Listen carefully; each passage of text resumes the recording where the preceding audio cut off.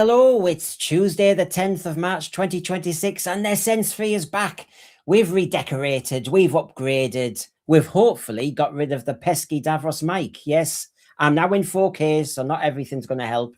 Welcome to all of you back for these live shows. Some tasty ones ahead with the Disney Doctor Who dossier mini-series on revelations and leaks from my American source, and much more from my British media source on all the latest shenanigans. We've Scarrow, Fanzine, Sam and Lydiard on Robert Holmes's private thoughts on the deadly assassin and writing for Doctor Who. And Stefan returns with our Celestial Toymaker missing episodes focus. So let's roll. This is all about the RTD Swan Song, of course, playing out longer than the 10th Doctor's victory lap in End of Time. So we'll update you, of course, on Russell T Davies's last desperate act as Doctor Who showrunner in the Christmas special. Latest news. Latest. We're going to get lots of this year, aren't we? And apparently, it will be a Doomsday sequel. Think parallel worlds. The last Rose linked back with whatever Tennant Doctor she wants. She has the 10th Doctor, the fraud human Doctor in parallel world, and then the green-fingered Alan Titchmarsh Doctor, the broken one. Yeah, I mean, gosh, how many does she want? She can be a bad wolf with a whole pack of tenants. We don't just have the news, by the way. We take a look at various news items emerging recently. And I've also got a little a bit of a gimmick. Does me and Sean approve of the news item as a Doctor Who fan? Does it appeal?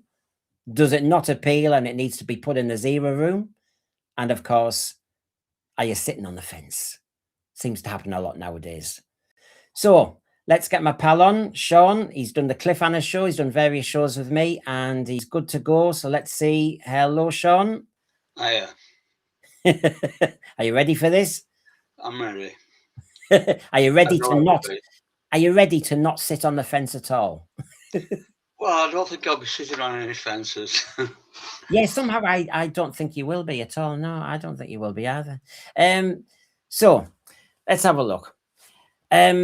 Oh yeah, by the way, everybody, I do have my Who pets in the call center. Yes, they are manning the switch lines now. You know all about them. If you're new to this channel, welcome to Sense3. We are dyed-in-the-wool Doctor Who fans, but we have these Who pets who obviously do all the slave labor. I approve of it totally. Minimum wage and below. Here we go. They're on a 0 hours contract. I'm sure of it.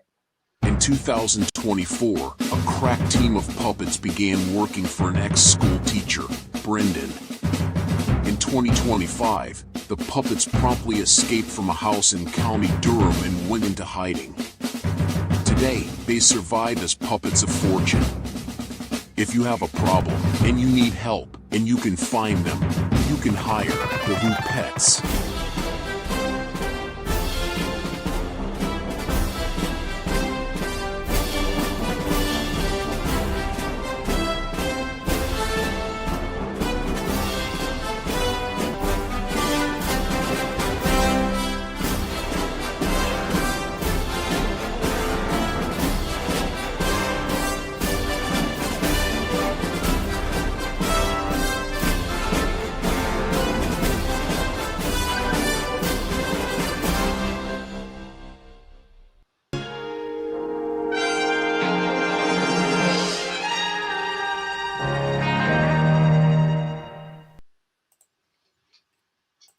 So there we go. We're back. And lots of new items, lots of new special effects as well. I'm getting them all together for a big show on Saturday night when the first of my revelations with my British source will be out. So let's get going, Sean. Have you ordered this? The annual 2027? No. Right. And thank you for that. And so next item. No, I'm only joking. I mean, Shooty's not on the front. That's a start. It's a start, but it's going to be inside, isn't it? It's going to be very much inside. And to be quite frank, I've got absolutely zero interest in that guy. Absolutely none. I've got an issue with sometimes how they write for Doctor Who now. And in these things, God, I'm sure you've got all your old Doctor Who annuals. And, you know, you've got the Doctor of the Time. I love the John Pertwee ones. I'd love the Troughton ones. I'd love them if I could get them. I've got the Hartnell ones. You know, we all went through, didn't we? And of Yeah, course, of course we did. now you Yeah. can tell the demise of Doctor Who because we've got this bland cover with just the TARDIS. Yeah. But it's not even doing anything. And of course, we've got pink, blue, and white, and we've got the usual kind of candy floss. Yeah, of course we do. Yeah. I wonder what that's about. So I've once upon a time, yeah, that would have been the first thing on the menu. But I don't know. It's just absolutely no interest whatsoever, and that's a sad thing to say. It is a very sad thing to say because we all like our collections and it's got memories attached, but then you just think it's not appealing how you write for the Doctor, what the items you do, who the Doctor is. It mixes together. Now, just before we move on, yes, I can see the thread. Oh my God, isn't it amazing how the tech's working so far? It's great to see Boomer Doug over in Australia, Tomboy Chick, Michael Herbert in Manchester, Farsight, Mr. Wayne, Sir C. Let's have a look. Who else have we got? Stephen O'Neill's back, Mr. Wayne. Oh, it's great to see you all. Woodhouse 122. So I can see you, so you can write comments. William Morlock, for example, says the Radio Times had Arthur Darvill on to mouth the usual routine. Yeah. Do I do a show about that, William, or do I just leave it? Stephen O'Neill, I'll give the 2027 annual a miss. Save my money and put it towards the next Blu-ray box set. Either season 16 or 11 is his guess. Which one would you prefer, Sean? That's a good idea. So Key to Time or season 11, the last Pertwee season, isn't it? Mm.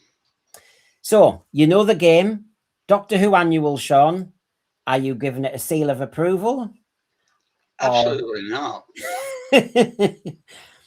That's a rhetorical question, everybody in class.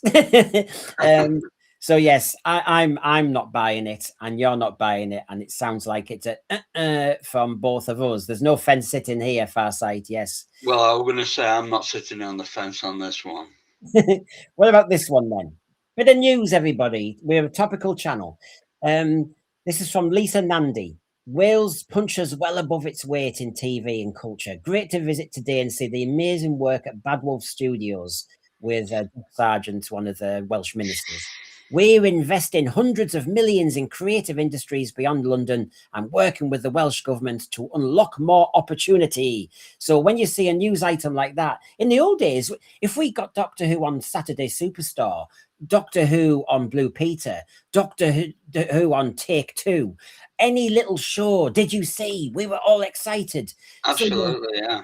So Sean, here we go again. You've got the British government in the TARDIS warehouse. This is so exciting, isn't it? Where do you stand? Brilliant. Absolutely wonderful. Because the British government probably think all this is wonderful. Unfortunately, if I'm anything to go by, the British people tend not to. And judging by the ratings of the last series, I think that's quite held up, don't you? Yeah. No, I agree with where you're going with this one, because it my concern is that, you know, I mean, we had BBC Television Centre, that great building. We all remember the Roy Castle, doing the dance and, all that stuff. I used to love, as a kid, did you love when they did British BBC Television Centre and you'd go from one studio to another one? Swap Shop always did it. Noel Edmonds was top of the pop set, and you go, whoa. Blue Peter always opened the doors at the back, didn't they, and let some shoddy carol singers in who'd stop playing Knock a Door Run all year. Those ones. And then they set fire. But I used to love all that. But now it's in Wales, for good or bad. But the thing is, it seems to have sucked all the money over there. And very nice for people in Cardiff. You know, you can get a job at Bad Wolf, you can get a job in special effects, you can get a job in blah, blah, blah. Very nice. But the rest of us aren't getting a look in. So it is supposed to be the British Broadcasting Corporation, not just the Welsh one. Do we really want to get a look in, though? I mean, what they're doing there, I pity the Welsh, to be honest. I mean, it's a job. I have to say, I know I can't knock it in that way. It's a job, but my God, it is disappointing to think that everything's siphoned there, and it's not a pull for the actors. I know I keep getting told by my source that the actors aren't really wanting to do a commute to Cardiff all the time. But RTD kept that TARDIS warehouse intact. You know, we've all had the rumours about whether it's been dismantled, was Doctor Who over, and all the rest of it. But he's kept it there, and he explained it recently, didn't he? He said, you know, especially when he had a certain malady of visiting with him, and he just said, you know, this is kind of the big show off that at any time of day or night you can just turn up and see the TARDIS if you know RTD, or if you know somebody at Bad Wolf, or in this case, if you've got a bit of taxpayer money. Yeah. Yeah, it's jobs for the boys kind of things, isn't it? Yeah. Most people are excluded from that. Most people are excluded. Most people.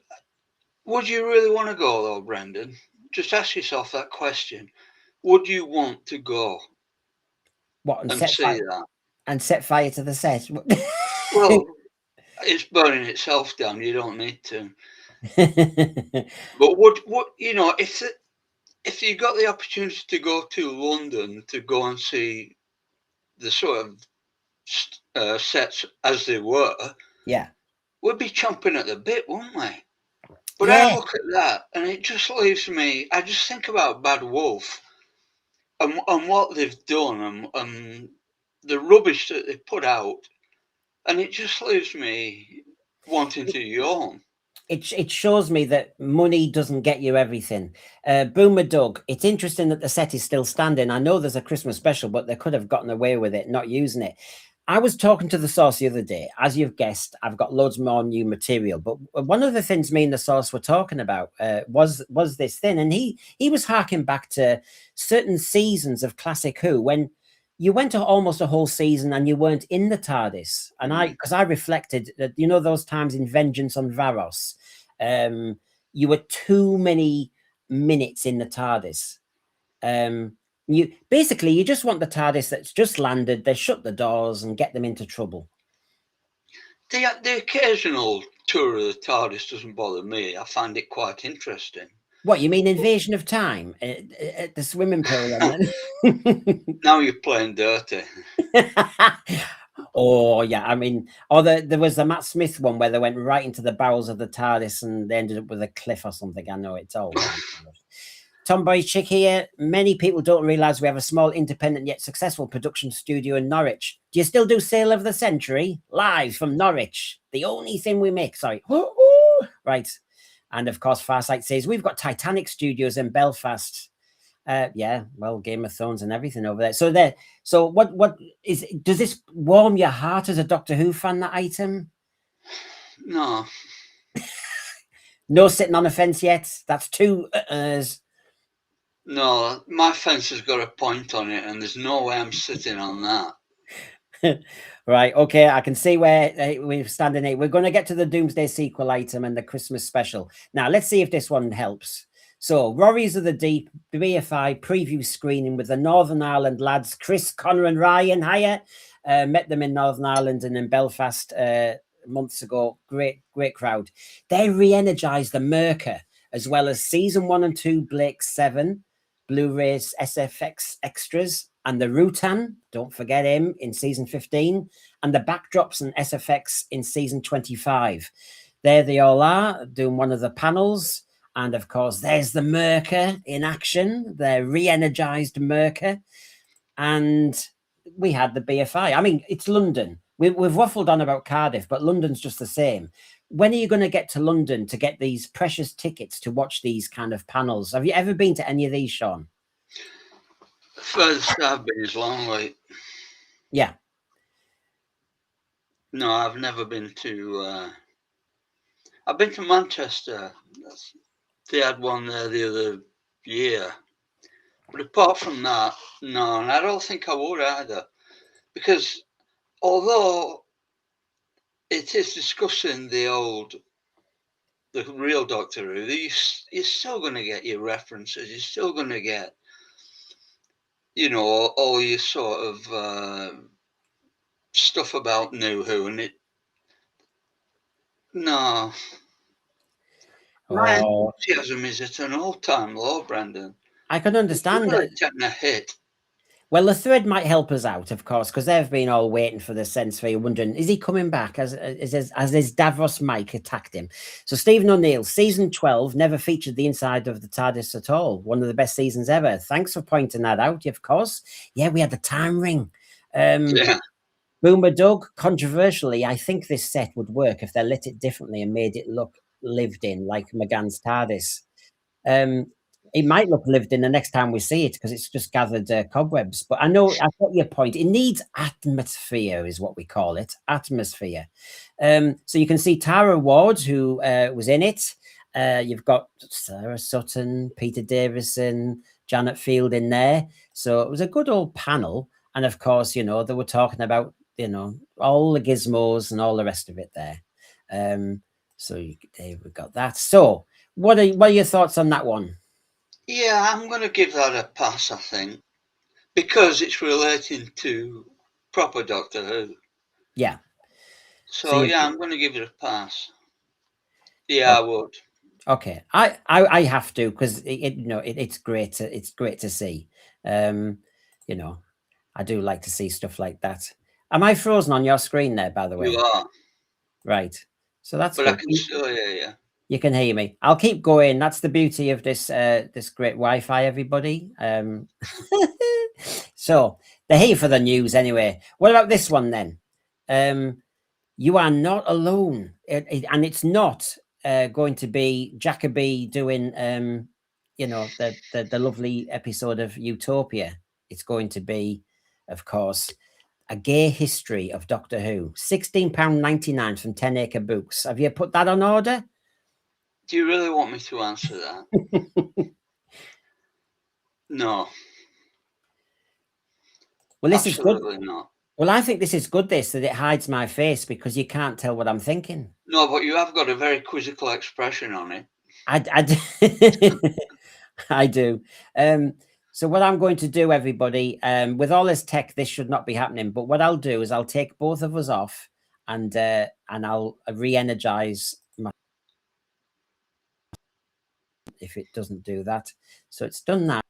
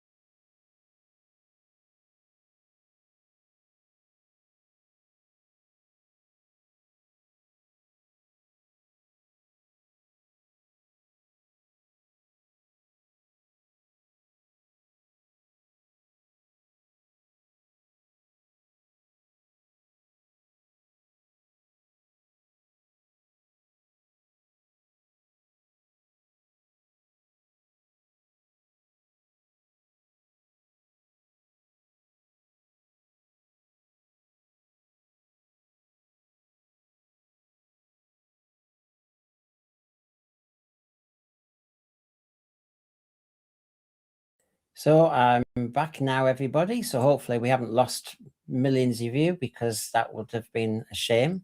So let's go back to it and see if we can make this work again. So let's have a look. There we go. There's Sean. Sean, can you hear me? I can hear you, yeah. Right. So obviously something going on with the camera at the moment. So can you just talk about why this might be a pain or a pleasant thing for you to see all this stuff going on with Doctor Who? Yeah, sure. Again, it's sexualizing Doctor Who, isn't it? It's putting it in one category. It should be in no category. There shouldn't be any question of sex in Doctor Who, in my opinion. Although, having said that, I mean, if they wanted the companion to have a romance, that wouldn't bother me. But the Doctor himself should never, ever be sexualized. He's above that kind of thing. He probably outgrew that kind of thing while the universe was half the size it is. And it's just, there's just no reason for it. It's an agenda, isn't it? It's promoting an agenda, and I don't think there's any place for agendas in Doctor Who. It's about science fiction. It's about adventure. It's about the good guy fighting through and not being alone, as I've been looking at for quite some time to reassure myself, and struggling through to the end. And you're back, Brendan. Yeah. I was saying to Sean before we started today, there shouldn't be anything wrong with the tech. What might be the problem is the user. Now, in this case, things happen. I still had to work out how you do it. So, hello everybody, my ugly mug's back in 4K. So that buggers it up, doesn't it? So yeah. I mean, my opinion on this, I mean, yes, yes, I'm gay, but that doesn't mean I need to see representation in every bloody, thing going on in the world. I watched, like you, classic Doctor Who. I didn't see any of this. And why No. would I? Why would I? It was escapism, it was adventure, it was actually the Doctor not having any interest in his companions. It was companions who weren't interested in each other. I mean, now and again somebody might waffle about Barbara and Ian, but no, there wasn't. They just got on with the adventure. They looked out for each other. Sometimes they got in a rant with each other, like Tegan. But no, none of that. The point is surely that it didn't matter. It wasn't the focus. Maybe they did have a relationship, Barbara and Ian, but it wasn't brought into it, and it didn't matter, and it didn't impact on what you were watching. Now everything impacts on what you're watching. That's my problem with it. Suddenly it's not about adventure anymore, it's about feelings and boo-hoo-hoo and all this. And I don't watch it for that. No, I want, let's get on with the adventure. Let's get on with the plot. Let's get on with the jeopardy. Let's get on with falling down a pit.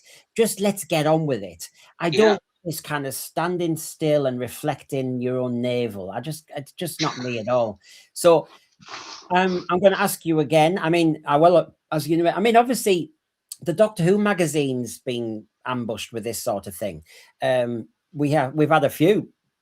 But this is the write-up for that book, by the way, everybody. I know you're all ordering it. But how gay is Doctor Who itself? Does it have a queer gene? You Are Not Alone explores how such themes often simmered beneath the show's surface. No, they didn't. And profiles the key personnel who happen to be gay. Well, that's different. Warris Hussein, etc., etc. The Doctor's adventures often reflect times in which they were made, from the repressive days in the 60s, blah, blah, blah. That's not, oh, God, I don't want a Clause 28 chapter. I don't want an AIDS chapter of Doctor Who. For God's sake, I want a chapter about Logopolis. I want a chapter about, the Philip Hinchcliffe era. That's what I want.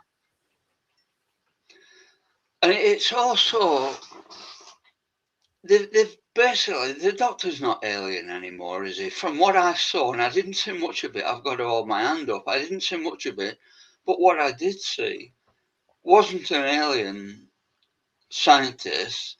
It was some guy who's more human than I am. You know? Yeah. Well, as Robert Payne says here, that book is just some person's fantasy about their self-obsession. Yeah, I mean, with all our jobs, I mean, I worked in schools, and because I was ahead of you at one point, somebody said to me, one of the teachers has said, "Are you going to talk about coming out?" I should have done that thing going, "Excuse me, who said I was gay?" No, and how very Or dare who you. said you were a teacher? Yeah. So basically, they said, "Are you going to do an assembly about what it feels like to come out?" And I said, "No, the kids. Number one, the kids don't want to hear some old codger talk about it. I mean, how? The second thing is, everybody's experience in life is different. If you hear somebody saying, 'I once did this,' you might go, 'Oh, well done, thanks, you've inspired me,' but it'll be different for me. You, it's a just leave it alone. And with Doctor Who, imprinting the gayness or the queerness on it doesn't change anything. Doctor Who is escapism, it's science fiction, it's adventure. It's about an alien who, for all those years, Sean, never seemed to have any interest in that sort None of at thing. all. And None at all. yeah, And now suddenly that's all they can think about. yeah. Michael Herbert there, Queer Eye, oh dear. This is why I stopped taking Doctor Who magazine. They spoilt it. I know, it really did. We don't want a historical document. I'm not interested, and I'm speaking from that personal viewpoint. So for me, I mean, I might have to get it for research purposes for a future sense spheres. I'm sure you all want me to do that. You all tell me to review shows when you're not watching. So, is that sitting on the fence? I mean, I don't like the sound of it. I think Sean, you were saying that as well. Well, the thing is, you can read anything you want into anything, but it doesn't necessarily mean it's there because somebody reads into it. They basically just isolate what they want to see, and to the exclusion of everything else. And unfortunately, that's what's been happening, isn't it? Yeah. That's what's been happening. So it's a definite no for me, I'm afraid. Well, Tony Farrell, who obviously, when I put one of my recordings up recently because we were trying to get this together, says he wants the live back. The nearest we came to showing real life inside the TARDIS was the presence of a food machine and boys and girls sleeping quarters. We didn't need anything else. Tony Farrell, I don't know if I needed those sleeping quarters either. I've got a long chat with the source about that. We really did talk about that. I wasn't too sure about. Gary Stock, Doctor Who is too soapy now. All we want as fans is good classic sci-fi adventure. We used to watch it to get away from normal life, but now normal life is infecting it. I totally agree with you there. Dalek Shalom. Right. The writers are not men, they're beta males, girly men who think like, I mean, what we've got here is we've got writers who are imposing themselves on the text. As was said there. Sadako, good to see you. You've been with us since the beginning. Doctor Who went soap from Aliens of London onwards. I remember that two-parter was when I first got a sinking feeling about the revival. Yeah, I know. Let's have a nice feeling for once. Let's cheer up everybody. I wish you would, because I need it. Yeah, well, I'll make you happy. Here we go. Happiness will prevail. When you smile, I want to see those teeth. I understand you're responsible for this planet. And is it a happy... And everyone on Terra Alpha is very happy. Don't worry, I'm back. Fifi's been eating too many chocolates lately. Dreary closed. Happiness will prevail. Ah, there we are, my darling. We're a team, Fifi, you and I. You take the vermin in the pipe.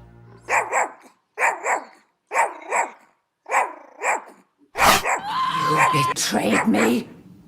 You're supposed to be waiting for Fifi.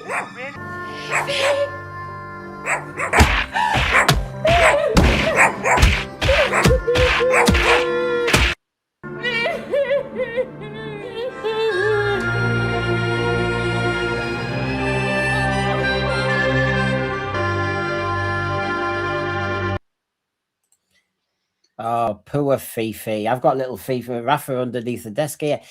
So yes, did that cheer you Cheer up? Hancock always cheers me up, especially when she's got that hairstyle.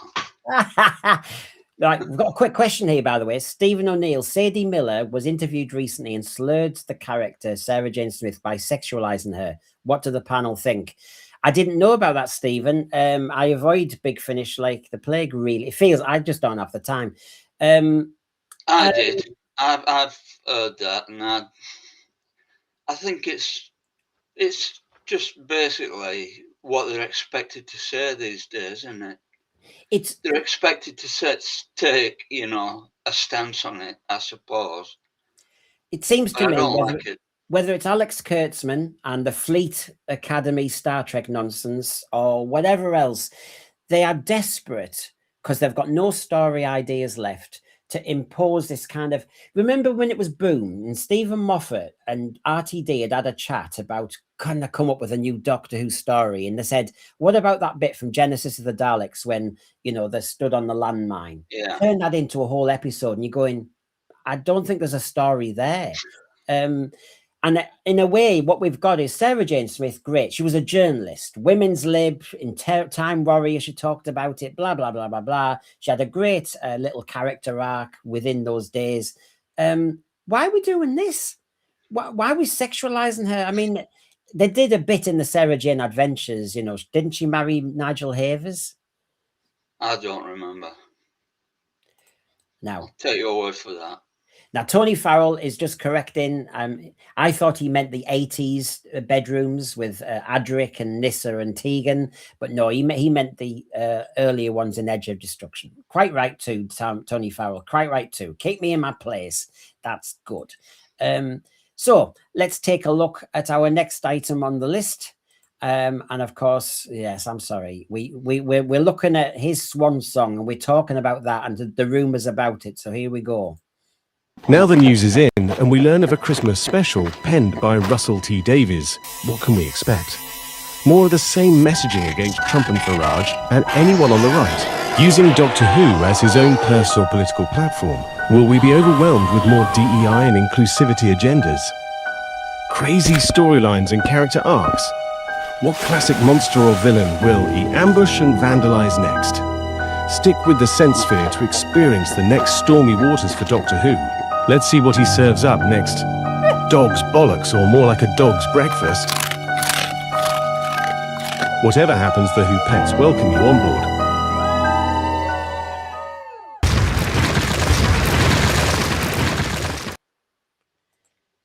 Yep, here we go again. Is this his swan song? We hope so. As my source says, their contract is up. This is Bad Wolf. In 2027, so it makes sense for the BBC to order the special to wrap up the last disastrous era, ready for a fresh start. Opinions on that are varied, I know. So, of course, we've got the great She-Hulk is back, but let's get talking about certain snippets to do with this whole discussion about the Christmas special. Here's one of them, and this was coming from one of the tweets out there, one of the rumors, Sean. Just read a rumor about RTD considering using AI to incorporate some characters into the Christmas special. And I don't want to believe, but then I remember what he said about bringing back William Hartnell. And it was when he was in San Diego Comic-Con in 2024. I've seen it in movies. I've seen it done with the Alien series where they brought an AI back. I think we've had AI of Peter Cushing in Star Wars. I know they ask the relatives, families, and all the rest of it, and they do ask for an opinion, but it's not them. It's just not them. Leave it. What do you think, Sean? I think that, and this is just me speaking personally, that New Who in general is an infection. And generally, I'd rather see the infection stamped out rather than infect what has gone before.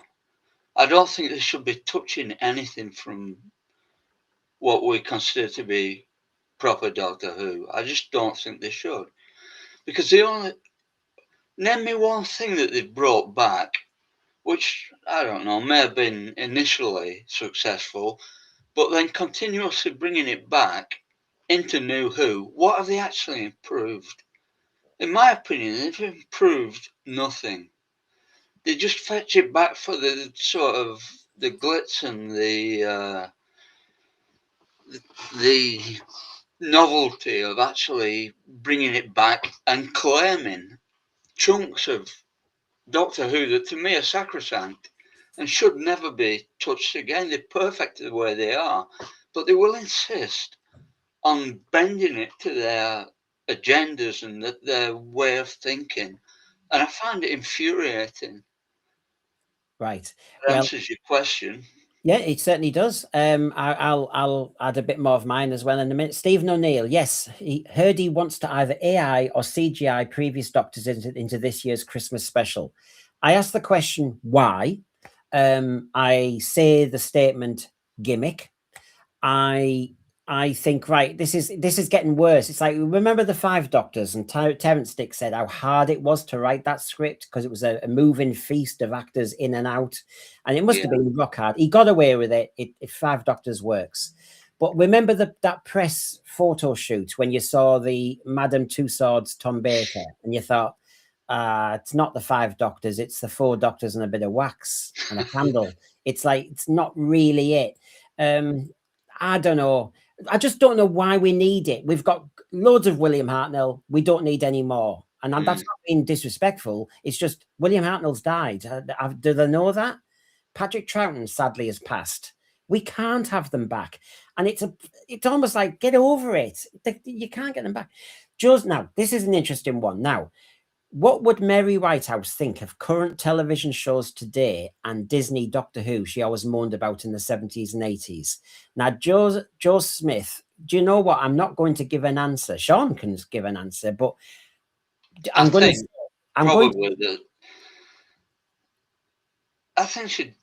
I don't know. Well, what I will say is on Saturday night, I've got another live show all on what my source said. My source, having talked to a senior BBC executive about Doctor Who behind the scenes, said some material that might be very relevant to that question. And I'm going to tease you, Joe Smith, because it's a really tasty one. It's get words exclusive bombshell leak. Get the lot. Saturday night, I think it's at 10 p.m. we're doing it. I haven't scheduled it yet. It is all organized. So look out for that. Robert Payne, dead people shouldn't have their image used without their will. Shows should be far more creative than that. Well, I agree they should be more creative. You can mention a character. I mean, you can do that, make them a myth. I used to love watching Minder, and he always mentioned her indoors. You never saw her. And they become much more important, don't they? Yeah. It's a strange question, that. I don't know. If you answer that, I've just got to check on this dog for a second. You might get fancy tech, but the dog might still fanny around. So if you just have a think about, why do we need to see? It's like sometimes in sci-fi, sometimes it's the imagination. I always remember with Ark in Space when they said, the Riran has ingested, the bodies with and just that dialogue got me so scared. It was the imagination. I didn't need to see it. Now, let me just check on this dog. I'll be back in a second. Yeah, I don't know. I mean, it is thrilling to actually see characters that are no longer with us and being able to be used as though they were. But on the other hand, there's a full ethical question about it. I don't know. With everybody's backing, I suppose I could accept it. If their estates were willing, I could accept it. But the question again to me is, what are they going to do with these characters? Are they going to have them acting in character? Are they going to do like Moffat did, and basically just bring the first Doctor back to? Well, it's just as somebody has said in the thread, it's expensive still to do. And then you have to say, well, why are you going to do it? Is it just to say it's the 12 Doctors? Is it just to say it's the 15 Doctors? Is it just to say this is a gimmick, clickbait, headline baiting? Is that all it is? I mean, I don't see why. Now, maybe there's some method to his madness, as in he explained recently, Doctor Who boss says plans for his 2026 Christmas special left BBC bosses with jaws agape. The next episode is still a year away, but RTD has already teased a jaw-dropping special. Now, we know he's... Go on, sorry, Brian. No, we know he's good at the hyperbole. I know what happened. One word for it. Yeah, but I'd rather write it down in case I get run over by a bus. He said, da da da. But he said their jaws were agape, loving it. Now, as you know, my source has told me the BBC don't even understand Doctor Who. What I'm going to tell everybody on Saturday night is going to make you a little bit angry. And it's from a high up source. So basically, Jaws Agape just sounds like me. It sounds to me like it's a tick list of, oh, we could have every Doctor for a second. Now, remember when it was good? You remember Day of the Doctor, Sean? That was so clever. You know, you got a clip of Troughton and Hartnell and everybody in that one little shot, and then you got the eyebrow of Capaldi. Yeah. That worked. But I've got to cut in here, Brandon, because you're talking about jaw dropping. But there again, these people whose jaws are dropping have been dropping their jaws for the last God knows how many years. And I've seen nothing to drop my jaw. Certainly not in the last 2 years. So what are they dropping the jaws at? What is this marvelous thing? It's just gonna. We all know that RTD is a one-trick pony. He can only basically write about one thing. So if you're interested in that, your jaw may drop. Fair enough. But if you're not, which is basically the majority of fandom, as far as I can see, I can't see our jaws dropping. Yeah. In fact, I'm going to tie my jaw together to make sure it doesn't drop. Oh, I don't think there's any danger. You'd be like Marley's ghost. Yeah, that's what I was thinking. Yeah, real geriatric here. I'm not going to read it all out, but given what he did to Sutek and the Rani and that, no, basically is what you're saying. And I agree. When you do AI or CGI and you bring back an old doctor or something like that, or a companion that you can no longer, I'm sorry, but it does change them. And actually, even when you brought back the first Doctor, you know, Stephen Moffat brought back the first Doctor, but he had a line of, it was almost like he was sexist to Pearl. Don't do it, because you ruin them. Yeah, can I just say there, that was a point I was going to mention earlier. Moffat brought the first Doctor back just to ridicule him. And that infuriated me. Absolutely infuriated me. It was just unbelievable to do that. You look at the fugitive Doctor, you look at certain other Doctors, they would never undermine them. And yet the first Doctor undermined because he was from an area. Are they in denial that the 60s was the 60s, for God's sake? So Mr. Ash Lamont, Jaws Agape sounds more like RTD talking to his latest person rather than a comment on his gosh, I can see I've been a little away. You're all kind of champing at the bit. Stephen O'Neill, Murray Gold in an interview has said he has written multiple versions of this year's Christmas. Yes, he has. That was one of the shows I was going to do, but you know, in the end, I was just too busy getting that stuff. Have you noticed my Saturn is now working as well? Yeah, it's all happening now. Oh God, it's all happening now. So yeah, Jaws Agape. I mean, yeah, get a life.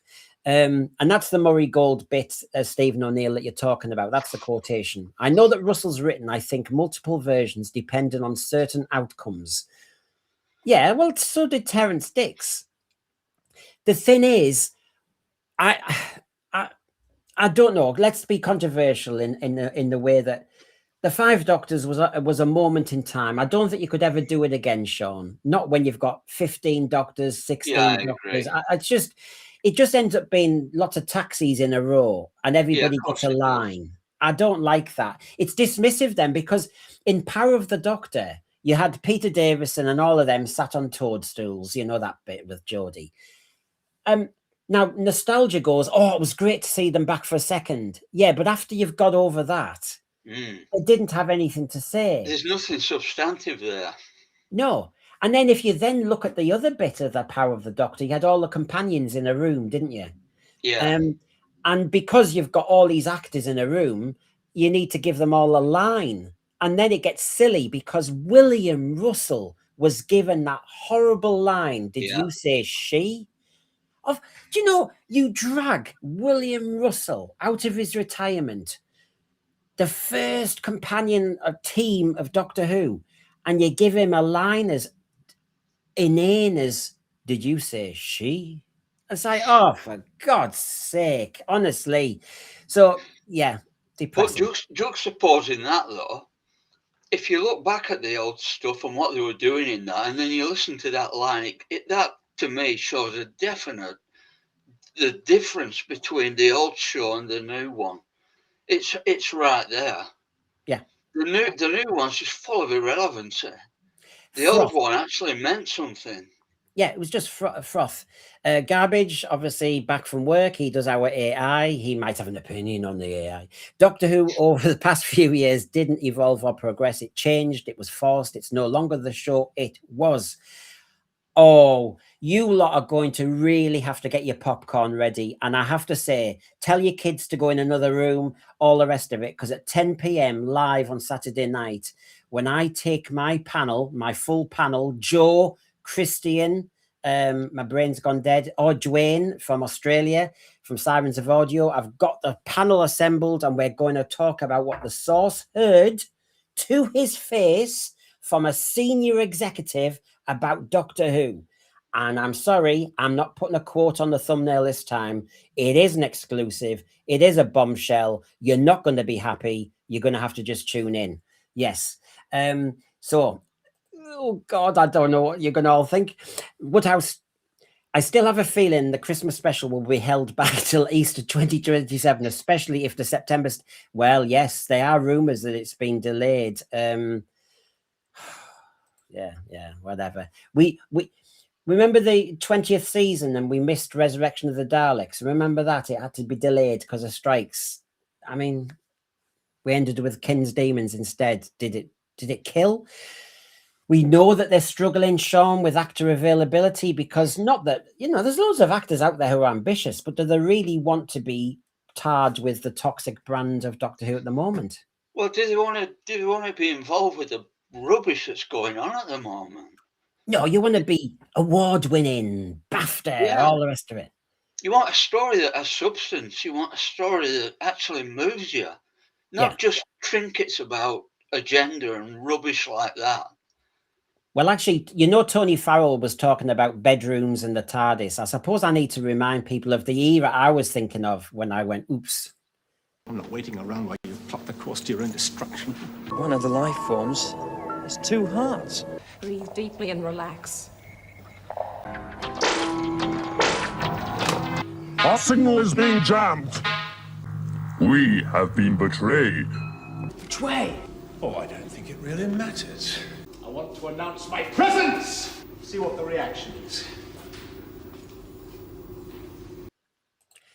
Oh, do you just listen to that for seconds and... Brilliant.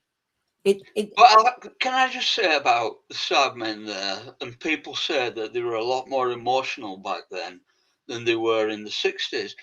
And they were, but I've always seen that as a sort of evolvement of them kind of thing. They always... Whether they're re-evolving back into humans kind of thing, in the ways they were thinking and stuff like that. There is always the the number two, so to speak, his deputy, David Banks's deputy, and he was always a bit shorter. Remember in the Five Doctors? Remember in Attack of the Cybermen? And he was like, I don't, and I just thought, you're a short ass. This short ass Cyberman. He's actually he's the worst person to make a Cyberman. Don't make a short man with a complex about their height into a Cyberman, because he'll, And it was just, we were watching Attack of the Cybermen the other day, and I was just laughing at the short-ass Cyberman. There's chance for us yet, Brandon. Yeah. Hey, what? I've been upgraded. What are you talking about? To be a Cyberman, I mean. Oh, God, he's in doo-doo now. Let's remind you. Well, I was going to say, let's remind you. I'll get on with this. So here we go. This was sent to me by Garbage yesterday, actually.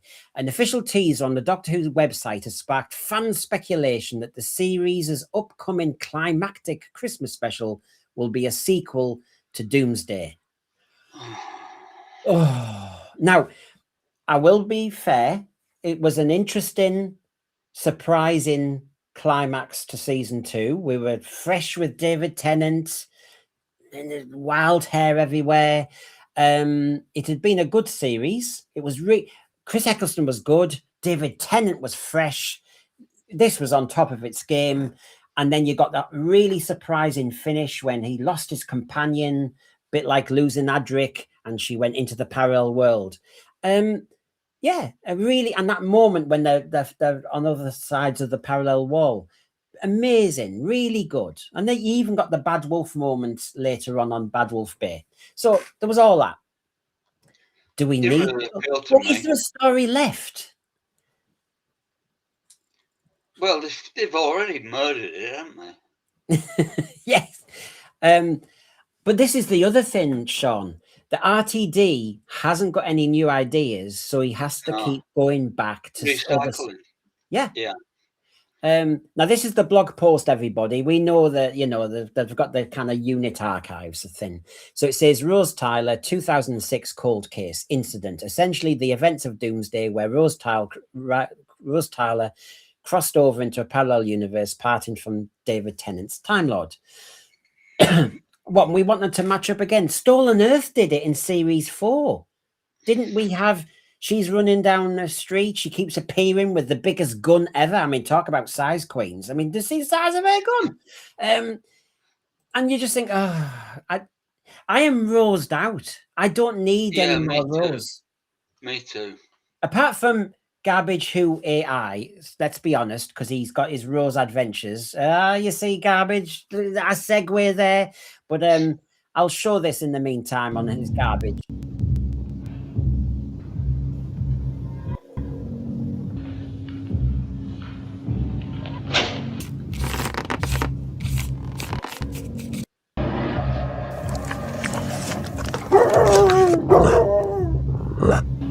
Sit! Quickly, men, quickly! Excellent. Good thinking, good thinking.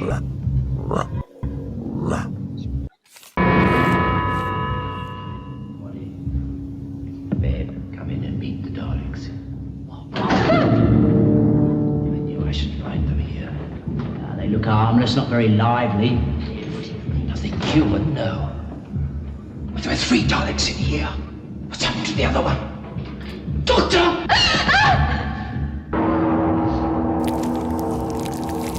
It was a sort of disembodied hand, a sort of claw. It was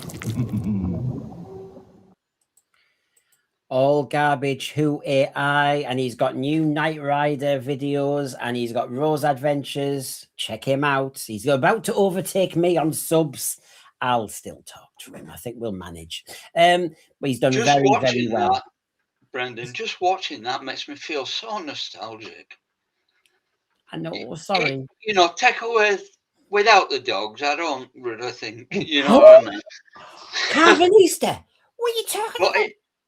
Just looking at it, the quality just screams out at you. You don't get that now. Sean, I think what you're talking about, I think ultimately is that mood, that atmosphere. Yeah, absolutely. Creepy. Yeah. I'm saying nothing, but on Saturday night you'll hear an answer. Not saying.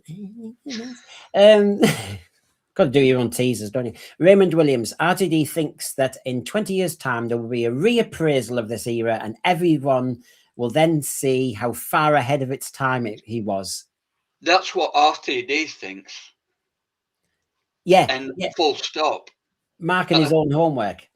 It's not going anywhere, is it? Nobody's going to look back at that rubbish and think, oh, how good was it? I mean, it happened with the Deadly Assassin, didn't it? Everybody hated the fact that the Time Lords had been interfered with. But looking back on it now, you can reevaluate that. But you can't reevaluate that rubbish. No. Stuff that they're putting out now. Did Sean know that I've got a planned program soon with Simon Lydiard about the controversy with Deadly Assassin, and an exclusive letter written by Robert Holmes to Simon Lydiard about the feedback and about the reaction and about Deadly Assassin? Oh, tasty show. There you go, Sean. Thank you for... I didn't know that, but it does sound interesting. By accident, Robert Holmes, talking from Beyond the Stars now, is actually giving you RTD a few hints. Just by fluke, I've managed to see where the hints are. Real Geriatric, we know RTD hasn't got any new ideas. He's bringing back Tennant and Piper. Yes, you feel the same as my source. He says that as well. He kind of goes, this is just beyond boring. I think we all do. We all do. Mr. Ashlamont, as a plus point, RTD2 has at least vindicated my love for JNT and Sylvester McCoy. Well, there you go. That's a reappraisal. That is a good point, because I'd agree with that. I used to look down on that era, JNT, Sylvester McCoy, but juxtaposed against what we've got today, it's brilliant. It's got stories, proper stories. Yeah. And taking it seriously as well. I hated it when Doctor Who never took itself seriously. They should have got rid of the question mark lapels and all that crap. Yeah. But, and the umbrella. I've got an issue about the umbrella. I do. As Rose Tyler is currently both missing from this universe and flagged as a complex space-time event, I'd rather not do them. Maybe keep an eye out, it says in the blog. I've got the links scanning all media channels and the Subwave network. And then, of course, every fan worth their salt has gone, is this a hint that in the Christmas special? Because, an awful lot of Doctor Who fans and the rumours are coinciding saying, if this is RTD's last story, he's going to bookend the Rose era. It started with Rose and it's going to end with something like Rose. None of us are fooled that Rose is the 16th Doctor. We know that Billie Piper is very busy and she's filming other stuff. So that's a non-starter. But how does he do this timey-wimey nonsense to make sense of it? And so, of course, it looks like we've got crumbs here, Sean, of a hint that Rose is lost and then is found again. And, oh, God, I'm excited. Yeah. I love the fact I can see you're fighting yourself back. And, of course, yeah, Garbage is reminding me of the Cypher, one of his great AIs as well, because it's the American source who tells me all about the Disney revelations. Oh, yeah, big time.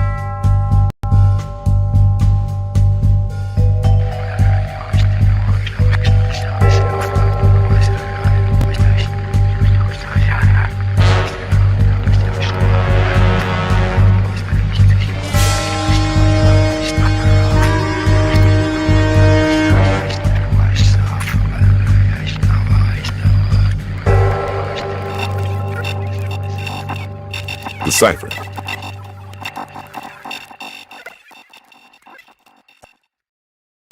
Great AI by Garbage Who. So, of course, final episode of last year's Doctor Who season saw the apparent return of Rose Tyler yet again as the She-Hulk Doctor, as I call her, with the biggest shoulders I've ever seen on a woman. So, rumours have persisted that Davies will next mine Doomsday, the emotional conclusion to Piper's original period as a series regular. The stage is set for some kind of Doomsday sequel with Billie Piper now somehow back and the second incarnation of the Doctor, played by David Tennant, in Donna Noble's garden. Yeah, how exciting. Yawn. Well, he will be desperate to get out of that back garden. I mean, I've not seen him on the Alan Titchmarsh garden show on Sunday, so I'm assuming he's desperate to get back in the TARDIS. The thing is, Sean, he's got a TARDIS in the garden. Yeah, exactly. Is this 14th Doctor so kind of determined to grow his roses this summer that he doesn't want to get in the TARDIS? Yeah, I mean, he's not even humanised either, is he? He's supposed to be. He's still the Doctor as far as they're concerned. It's not like he's had his mind altered and suddenly he can't see anything but daffodils. Well, he's got the whole flowering season ahead. He might end up at the Chelsea Flower Show, the 14th Doctor. You never know. He might be. That's probably where he belongs. Yeah. Do you want to see my lupins? That might be just it. But if it's the gay history, there's other flowers that might go. Right. Yeah. Okay. But no, that I thought, right. Okay. Let's park this properly. The Doomsday story, I thought, not a bad two-parter, not a bad climax. It had shock value. Rose is lost. She's gone. And the Doctor can't see her ever again. And then we got, like you saw on the screen there, at Bad Wolf Bay. It's like a love story. I know I'm not into that, but you got the moment when we cannot be here. I'm killing a star to talk to you. Remember all that? That's it. if you want your romance, as RTD seems to, we've had it, park it, end it, move on. But what we've had is Rose might be back. Rose might come back again, Stolen Earth. Oh, she's the moment in Day of the Doctor. It's just you're tapping material. It's a bit like us trying to, when I used to travel to Australia a lot and they'd show you the old gold mines, and some of them are empty now. That's it. It's just like a museum relic. That's it. It's over. The gold is gone. You don't pretend that this is gold. I don't need to see Rose again. Nothing against Billie Piper, but her moment is gone. I think Billie Piper's brilliant. She's a brilliant actress, and she did okay to start with. But to be honest with you, I found all that quite tedious back then. It didn't really appeal to me. So building on tedium, what does that give you? Yeah, it's RTD just doing his own thing, and he doesn't care about the actual series. All he cares about is his own fantasy. Well, the truth is, there's certain people who say, I don't like it when you say Doctor Who's gone very soap opera, right? So if you just park that for a moment and go, okay, that's your criticism that we are being too negative. This is classic soap opera that, when they get desperate in EastEnders and Emmerdale, when they bring back the same actor or a different actor playing a certain character from 20 years ago. Well, what's this?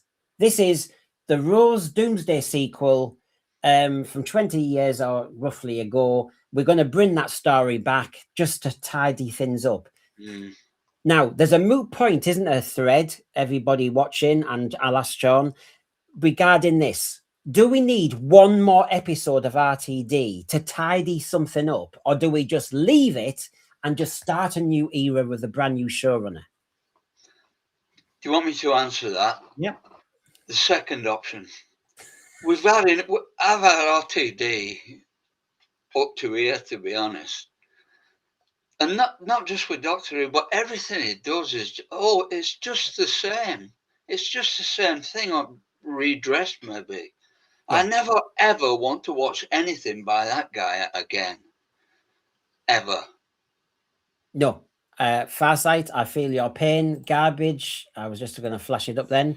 So RTD, what's the consequences of having a bi-generation? Oh, yeah, a doctor sitting there doing nothing. Yeah. I know. Diminishing the character. Yeah. Making the character. All for the sake of what? Something ill thought out. A jolly little wheeze. It's not jolly now. And then bi-generation apparently was a myth, it said in the dialogue, Sean. And then the next minute you've got the Rani doing bi-generation. So it's suddenly now it's commonplace. Well, yeah, exactly. Yeah. So basically, you've taken the threat. You've taken every threat that the Doctor ever faced and diminished his character, because everything he did before, which we may have thought of as being brave or self-sacrificial, wasn't. Because he knew he was still going to be there. So what did it matter? There's no jeopardy in it anymore. They've completely destroyed that. Any credibility, in my opinion. And I'm going to take you one step further here, and probably most people won't agree with me, but I hated the Kate Lethbridge-Stewart thing. That's a really important military position. Yeah. It's not inherited. It's earned. And to me, they just, that's Moffat again, isn't it? But they just do not take the subject seriously. Certainly not as seriously as I'd like it to be taken. Maybe I'm an old-footed I agree. When I was doing the Sea Devil stuff, a lot of people did actually challenge that we've wrecked a character. She should have been explored more. But I feel as though I like the Brigadier more than his daughter in the end, and yet she's been on TV more, really. But let's just hold on. I've just got somebody very important. What's their opinion on what's been said? That was one of the worst programs I've ever seen. I need to cleanse my palate and watch the Sense Sphere. That Brendan really knows his stuff. Yeah, he just. I never thought I'd hear that. Oh, I did. No, The upgraded Brendan, Brendan 2. We have RTD 2. We now have the Sensphere 2. Is this new era better, or the dogs are about? The Saturn doesn't work. The face cam sometimes doesn't come on. Apart from that, I think we're good to go. It's all as long as it doesn't follow the direction of RTD2, you'll be fine. So there's all the gossip about the Doomsday thing. For me, I don't need it, but I didn't need to sue Sutek back. I don't need Susan back. I don't need to see the Daleks back. I think we need to arrest the Daleks. I don't need to see Davros. I don't need to see the Cybermen. I really do want new stuff. I am craving new Doctor Who villains. Yeah, new ideas, definitely. And when you think about it, when you look back over the history of New Who, what did they actually improve when they brought something back? Maybe the Daleks had made them more impervious to attack initially. Yeah. But then again, everything subsequently they brought back is diminished, in my opinion. I don't think they've improved on anything. They call it the law of diminishing returns, but we've proven it in New Who. Sutek from Pyramids or Sutek from Empire of Death. Well, the Rani was best in the original Mark of the Rani. Time and the Rani, I'm sorry, less so. I did actually think better in the original story. We could have an argument about the Master, Terror of the Autons, and throughout the series, sometimes people said, oh, the Master's in it too much. The Master becomes a pantomime villain sometimes. That sort of thing. So I'm aware of that. So, yeah, I'm arguing for fresh. So is Raymond Williams. He wants a complete new start. People who've never worked on the production side before. That's not including writing, because I think people like Toby Whitehouse would do a good job. Raymond Williams, you are saying word for word, idea for idea, exactly what my British source says. Everything there is a duplicate. Are you the source? Are you the source? But yeah, and I do agree with you. Tara, good to see you. The Christmas special will be just a waste of money. And as my source says, if you do a Call a Midwife or you do an EastEnders Christmas special, they're all about £3 to £4 million. And the BBC has to account for its money still. And a sci-fi drama is not 3 to 4 million. It's 5 to 6 million, 7 million. So they have to justify, why would you spend £6 or £7 million just for RTD to tidy up? It has to be for more than that. So they have to see it as maybe we tidy it up and then we can sell this house off and we can get it off them. It's a bit like to sell your house, you sometimes have to kind of tidy it up. Maybe that's the game, but 7 million to do that, my God, he's caused a lot of expensive mess, Sean. Yeah, absolutely. And I mean, to be honest, when you look at those last 2 seasons, why would you let RTD continue? It's got a proven track record of failure. So why would you? Get somebody else in, get somebody new in. I agree with that last post, but I think a lot of the writers need to be revised as well. We need people who can write science fiction, or just a good story would do me. That's all I ask for, is a good story, whether it's science fiction or not.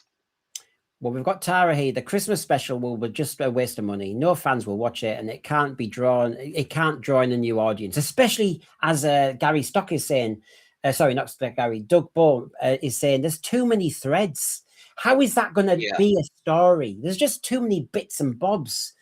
Always go for new rather than, as Gary Stock is saying, fanboys in charge, and it'll just be fan fiction. It's pointless.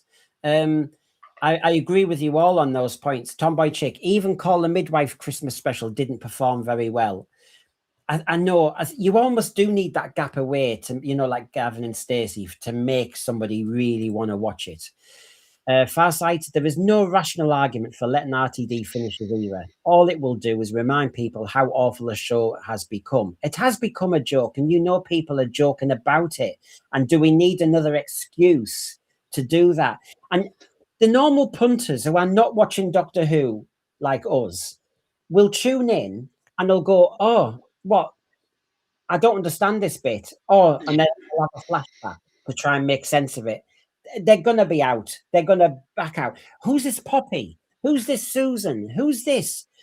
I was told, Sean, by my British source, he said that the people high up in the BBC, they don't think there really was a doctor before David Tennant. They don't study it. They don't research it. They know Doctor Who's gone on forever, but they just want everything to be the David Tennant default. So time only started with David Tennant. So if you think about that, we're doomed. Well, we are. I mean, the problem is it's been controlled by people who thought they were a damn sight cleverer than they actually are, like RTD, Moffat, Chibnall, what have you. They've created all these threads, and it's like to me, it's like films these days. In the old days, you got a film, it had a good central theme, and it had a beginning, a middle, and an end. But now, you can't just have one good theme to make a film good. You've got to throw in this, you've got to throw in that, you've got to throw in this. And you've got all those threads to actually tie up successfully. And you can't do it. And these people who claim to be so clever have forgotten what they did three episodes ago. And then suddenly 5 episodes beyond, they'll remember what they did 8 episodes ago. And I hope my maths is correct there. And then suddenly it's all thrown together, and it's just one big mishmash of rubbish. Well, yeah, but I mean, if you just took one thread like Poppy was shown in Space Babies, and then you see her in a back street in Nigeria, and then suddenly the whole of the finale was, we're barren, we're sterile, Poppy, I want to be a dad, Poppy, and it's like, who cares? And he remember, is he the first Doctor to regenerate by really committing euthanasia, where he basically thought, I'm going to die. She's out there. Now, remember, she wasn't dead, Poppy. She was just a degree out somewhere else, and he just went to find her. Wow. Really? You change all of time for one person? I thought you were a Time Lord, you cheeky devil. Dean Aslett won't be watching until RTD is gone, and I can't believe you dedicate so much time to such garbage. Season 3, it is not. I gave you a treatment on the direction of the show should take, which you ignored. I'm writing that out because we are actually, I'm not quite sure why you're having a go. I've been away trying to get my tech ready, and Dean Aslett, as I've explained to you, I will have you on. So there's no need to be, sharp. You just need to actually just wait, patience. I've spent a bomb. It takes a long time. I've had lots of arguments with Starlink and other things. It's taken time. Time. We love Doctor Who. Time. I think. And I'll guarantee that Brendan's a man of his word. If he says he'll have you on, he will.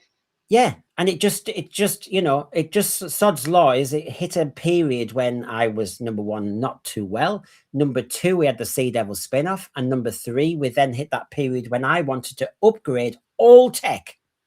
And it's taken a little bit of time. But it was a good time to do it because there's no Doctor Who on. Yeah, so everybody just needs to take a chill pill, as they say. Michael Herbert, writers such as Malcolm Hulke, Robert Holmes were not fans of the series. They were skilled professionals who used their craft to write for a variety of TV series. Yeah, they weren't bogged down. And I agree that Michael Herbert, that we should always look wider. So I suppose the argument is Rogue looked wider. We got writers who'd never written for Doctor Who before. We had the Barber story with Ncuti in Nigeria. That was written by somebody who'd never written Doctor Who before. And then we had the Eurovision special. Oh, yeah, we've had new writers. It's just which ones, I think, is the key. Which ones? Get them from another stable. That's what I'd say. Because they're all coming from the same stable, aren't they? They're all indoctrinated with whatever rubbish is being spouted about at the time. We need writers from a different stable, people who can actually write rather than just be told what to write. Yeah. So, it's as I said, there's lots of moot points available here. So let's take a look at these are the crumbs, Sean. I'm just reminding you so that you can't sleep tonight. Sorry about this. These are the rumors about the Christmas special. So we've mentioned it might be a Doomsday sequel, but here's this one. This is his final script. Yay! Right, that cheers me up. That's the first thing. That really gets me. Yeah, because you know what? That means we've actually got through this era without him bringing back this person, and he could have really ruined this character. You said we were alone here, trapped like this, like a sponge beneath the sea. I, Morbius, who once led the High Council of the Time Lords, now reduced to this. Who are you? Where have you come from? Are you one of the Sisterhood? I thought it was absolutely vital to do this. I'm so proud of the fact that I deserve an award. And I have problems with her. And lots of us on the production team that I hired only last week had problems. So, yes, he didn't ruin Morbius. I think I'm safe to say it almost. As my source said recently, he's doing it on his terms, RTD. He was out of contract, so he's not signing for the special to be edited. He's got so many other projects, he could just pass and say he's too busy. So he's back with a mission to maybe seal the era with what he thinks, darling, will set your jaws agape. But all I can say is go and do those other projects. Please go and do those other projects. Because look, and it's been mentioned in the thread, these are all the threads. The boss, Susan, the Rani, because she's out there. Poppy, the master, he's a gold tooth. Rogue, he's in hell. Mavity, remember that? The bi-generation doctor, the spare TARDIS. I mean, really, if you really glued those together, it's not going to hold for long. We've all been kids, and when you try and glue stuff together, that's not going to last. It's laughable. Absolutely laughable. So there's a draft script currently circulating BBC, blah, blah, blah. And this is where these rumors came from. And we've talked about this before, but I just wanted to get your opinion on it, everybody. The Lost Doctor was what it was called. I did a recent video where the other rumor was it was going to be called World War Dalek. So, you know, within there might be some truth. So the Lost Doctor, well, obviously that's because they haven't appointed him. That's classic. Definitely there's no new Doctor yet. There's no new showrunner. There's no new streamer yet. So the Lost Doctor is actually pretty true. But because they haven't got all their ducks in a row, but they still want to do a story just to fill the airwaves, we're going to get... Why didn't they call it the Missing Doctor? They might as well.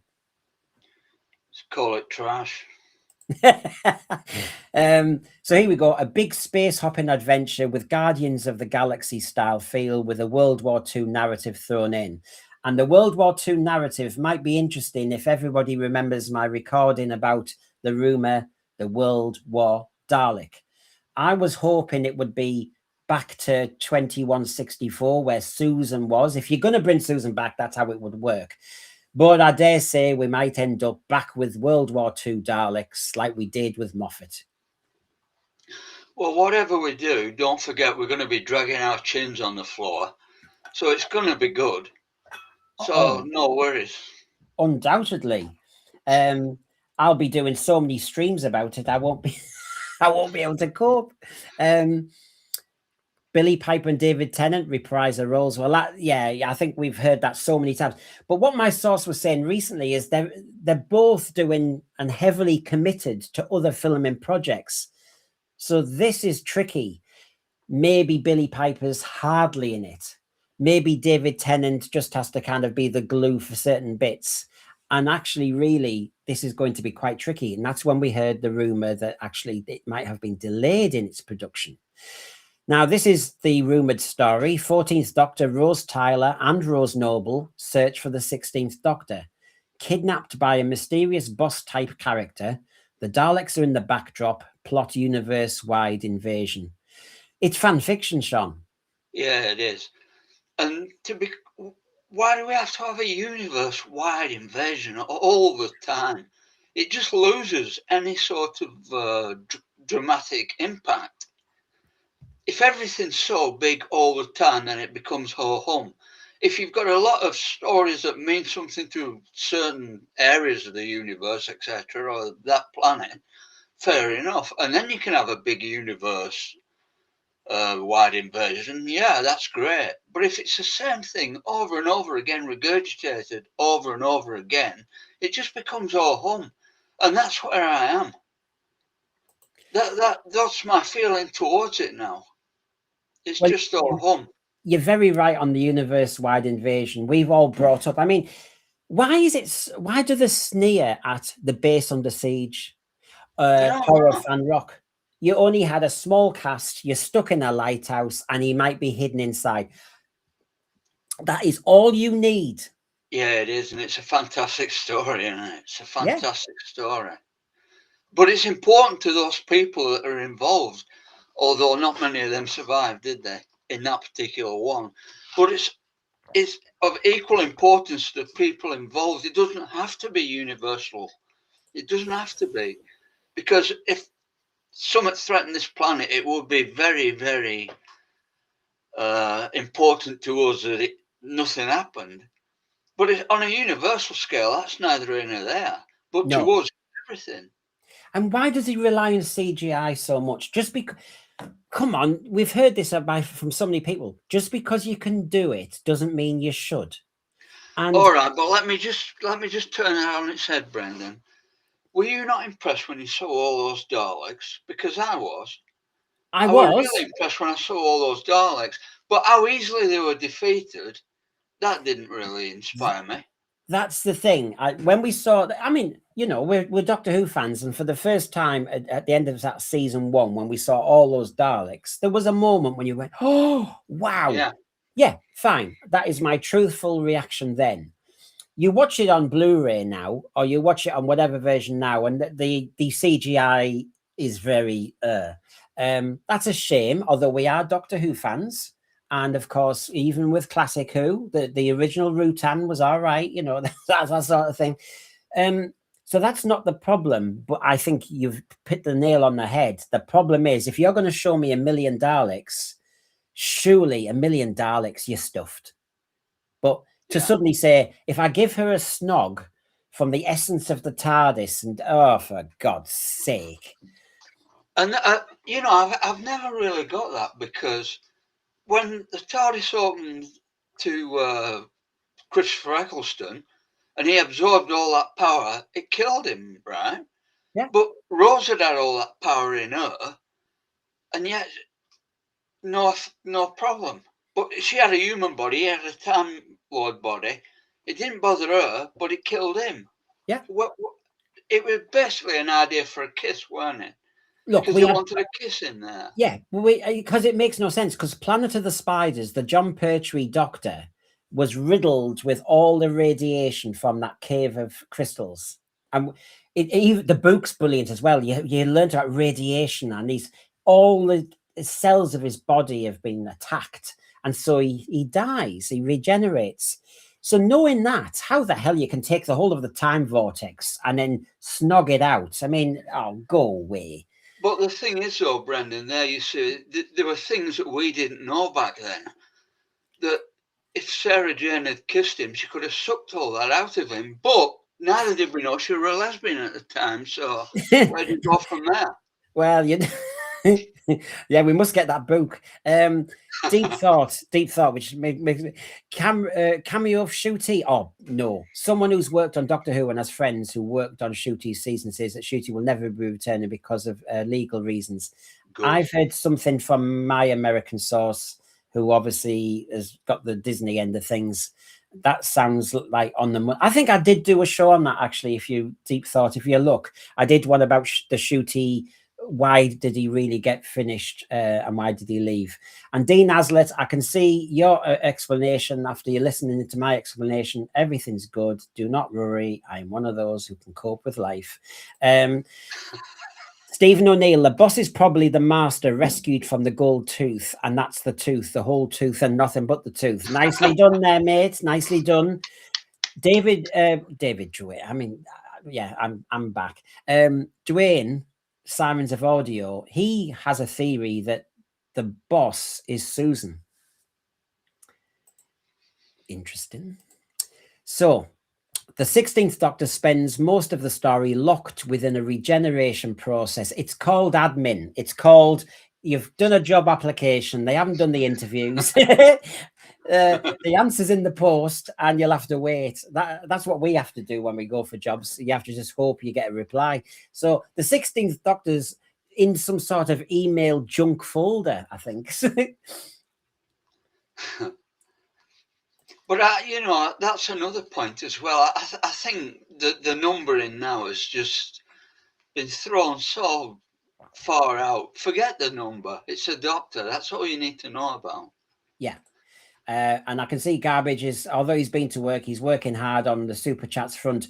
I think the show I've got on Saturday about what the high up BBC executive said about Doctor Who behind the scenes, but it just so happened my source heard, is going to be tasty. So I understand you're trying to talk about this. I think we'll have plenty of Super Chats, I think, on Saturday night.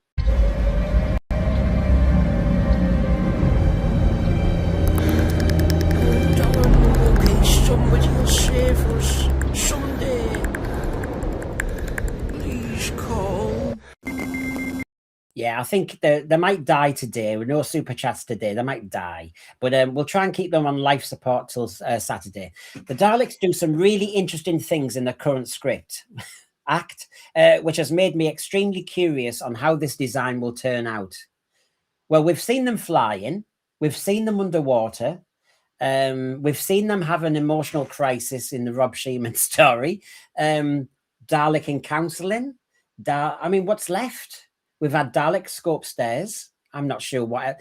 Again, Sean, there's nothing left about a Dalek I want to see, really. Well, there is for me, Brendan. I want to see him winning. I want to see him actually winning, because it's supposed to be this, you know, trauma, whatever, powerful beings, but they never win. Nah. You know, can we not just have one story where, okay, it doesn't end as everybody would want it to end because they win? To me, that would make them more of a threat than they've been for years now. Well, that's why, I mean, I don't know about you, but I love the genesis of the Daleks bit at the end. Yeah. When one of the Daleks, we might be in our bunker, but we're still here. Older fans might say, Brendan, power of the Daleks at the end, when that little eye stalk, moved. Even when Patrick Troughton was playing the flute in the distance, and you thought the Daleks are still around, and so they've won, haven't they? Because they're still around. That's what you want. Yeah, they have. But it would be nice to see them decisively win. You know, I'd really like to see that. The Doctor goes up against them, and his plan doesn't work, and they win. That would really be a major step forward for me. I'm not talking about every time, obviously, but every now and then it would be nice to just see something win. Right, well, just to kind of win on this one, the BBC are searching for a new showrunner for the 2027-28 season. Yeah, we'll keep you updated. My sources listening out, and well, I've got two sources, remember now. I can't believe it. I'm so lucky. RTD and Bad Wolf strongly pushing for Pete McTighe. BBC less enthusiastic. I think that's dead in the water. I think they know. I've mentioned I did a stream about Jack Thorne. I've got the latest from the source on all that. It won't be just Saturday. There's a whole series of stuff from our source. So my last thing to you, Sean, is hearing all this about Doomsday sequels, hearing all this about what might be in the Christmas special. How are you feeling as a Doctor Who fan? I'm thinking of selling my telly. Yeah, I think that's... I don't feel inspired at all. I don't feel inspired at all. Anything to do with the current mob just turns me off, I'm afraid. So, no, I'm not feeling inspired. No, Does that and answer your question? I'll add to that myself, and I see what the thread think. Yes, I've explained that we were doing the tech upgrade and we were doing everything else, but there's one other little thing I haven't said, which I think we're all feeling, which is apathy.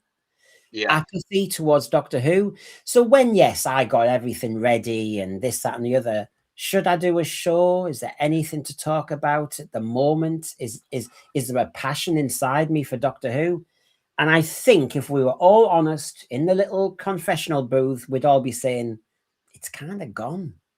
We discussed this yesterday, didn't we? We discussed this yesterday, and we're both feeling the same way. And I'm sure many people out there are.